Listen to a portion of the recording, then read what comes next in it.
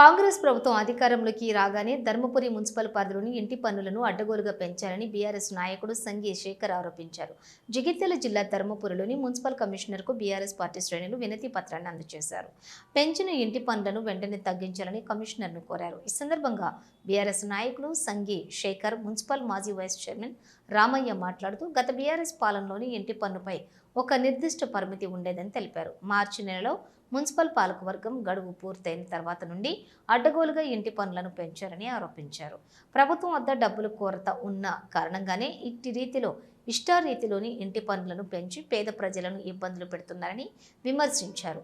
ఇప్పటికైనా సంబంధిత అధికారులు స్పందించి ధర్మపురిని పూర్తిగా సర్వే చేసి ఇంటి పన్నులకు ఒక నిర్దిష్టమైన ధరలను ప్రకటించాలని డిమాండ్ చేశారు.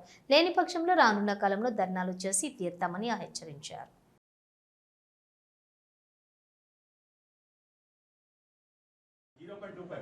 దాన్ని చేయడం జరిగింది.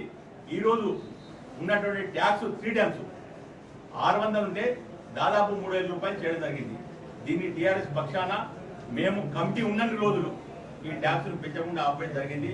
ముఖ్యంగా ఈరోజు ధర్మపురిలో బడుగు బలైన వర్గాలు చాలా మంది ఉన్నారు.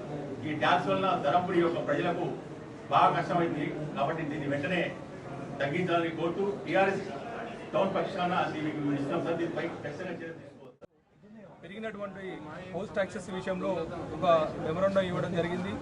వాస్తవంగా ఏంటంటే గతంలో మేము ఉన్నప్పుడు మున్సిపల్గా మార్చినాం, గ్రామ పంచాయతీ నుండి మేజర్ గ్రామ పంచాయతీ మున్సిపల్గా మార్చిన సందర్భంలో 3 సంవత్సరాల వరకు ఎలాంటి ట్యాక్సులు పెంచరాకుండా ఉంటుంది.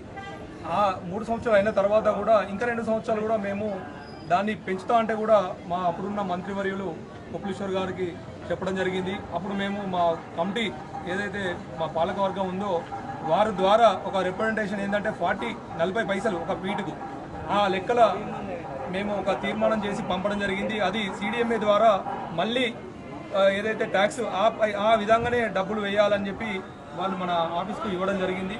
కానీ ఇప్పుడున్న పరిస్థితుల్లో ఎప్పుడైతే మార్చు అయిపోయిందో 2024-25 మార్చి అయిపోయిందో ఆ అయిపోయిన వెంబడే వీళ్ళందరూ కూడా ఏకదాటిగా ట్యాక్సెస్ను పెంచడం జరిగింది. ఆ పెంచినది ఏ విధంగా పెంచారు అంటే కూడా ఒక క్లారిటీ అనేది మున్సిపల్ కమిషనర్ గారికి కానీ